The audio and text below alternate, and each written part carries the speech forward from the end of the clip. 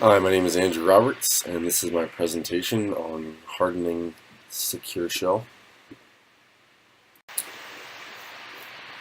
SSH, or secure shell, is an encrypted communication protocol. It's most commonly used to remotely connect and administrate Linux and Unix-based systems. However, SSH can be used to encrypt many different types of internet or network traffic, rather.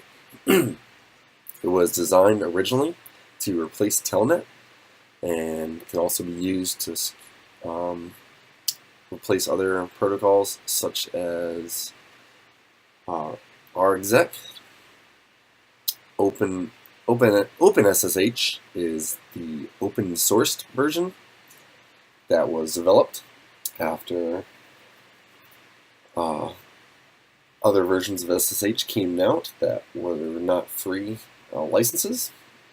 So they reverted back to a license that was previously distributed as open source, and it was developed for widespread use and was renamed to be OpenSSH.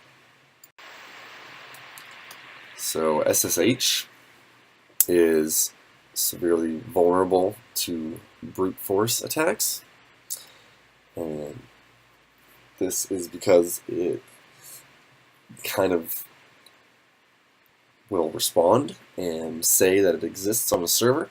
It has an easily well-known default port, and there are tools that will just check to see if SSH is installed on a server, and then it will attempt to log in, usually trying to use default accounts such as administrator or root accounts.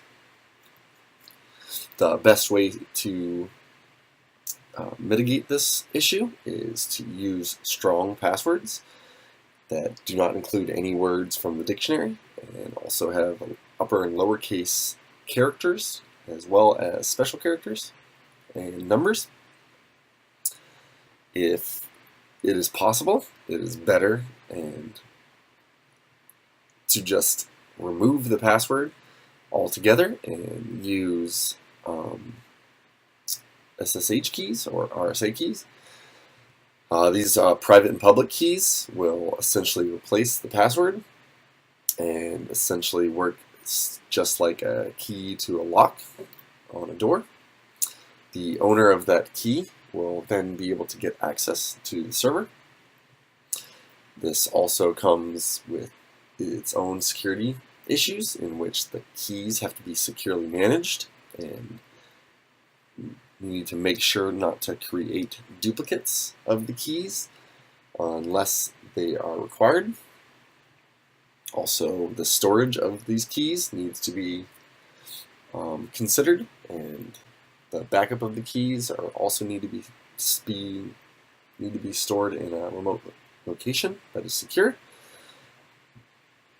And if possible, you can put a passphrase along with the public and private key, or just the private key, I guess, and that passphrase will add another layer of security, so that you have to know both the passphrase as well as be in possession of the RSA key, the private key rather, to also help mitigate brute force attacks. It is good to restrict access to the server to a list of specific IP addresses, as well as whitelisting the authorized users. It is also a good idea to disable the root account, as this will be one of the primary targets of a brute force account, as it is well known. Another attack that SSH is vulnerable to are known as forwarding attacks. These are typically done when